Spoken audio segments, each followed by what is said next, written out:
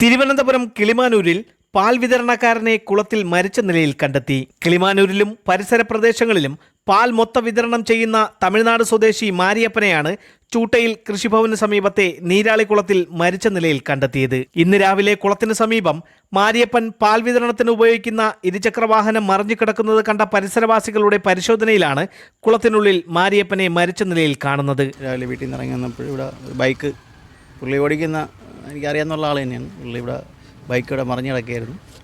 Body ഈ bike കിടന്നതിൻ്റെ നേരെ opposite സൈഡിൽ കുളത്തിനകത്ത് കിടക്കുകയായിരുന്നു. പിന്നെ പോലീസിനെ വിളിച്ചു വരുത്തി ബാക്കിയുള്ള നടപടികൾ സ്വീകരിച്ച് ബോഡി കൊണ്ടുപോയി. ഒരു നിൽക്കുന്ന അവസ്ഥയിൽ തന്നെയായിരുന്നു.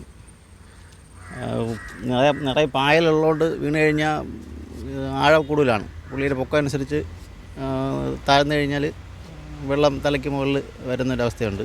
പിന്നെ മൊത്തം പായലാണ്, കുരുങ്ങുന്ന പായലും കൂടെയാണ്. അതുകൊണ്ട് വീണ് കഴിഞ്ഞാൽ വലിയ പാട് തന്നെയാണ്. ദുരൂഹതമായിട്ട് ഒന്നും അറിയാൻ വയ്യ. പുള്ളി രാവിലെ പോകുന്നതാണ്, പാൽ ഇടാൻ വേണ്ടി പോകുന്നതാണ്. പാലിൻ്റെ കിളിമാനൂർ ഏരിയയിൽ മൊത്തത്തിൽ പാൽ സപ്ലൈ ചെയ്യുന്ന ആളാണ്. അപ്പോൾ രാവിലെ വീട്ടിൽ നിന്ന് കാണാനില്ലെന്ന് പറഞ്ഞ് അന്വേഷണം ഉണ്ടായിരുന്നു.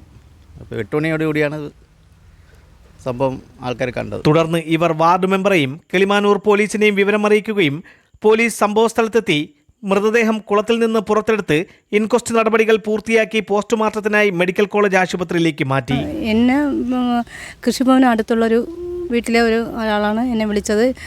സമയം ഒരു 8:20 ആയി.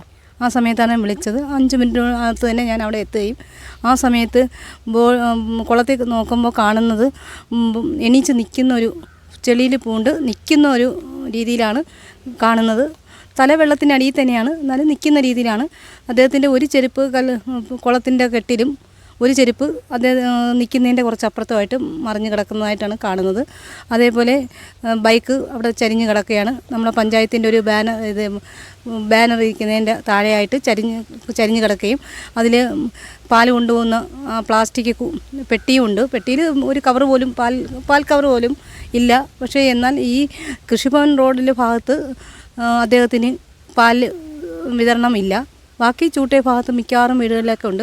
ആ കൃഷിഭവൻ റോഡിൽ ഇദ്ദേഹം കിടന്ന ആ റോഡിലോട്ടൊന്നും പാൽ വിതരണം ഉള്ളതായി നമുക്കറിയത്തില്ല.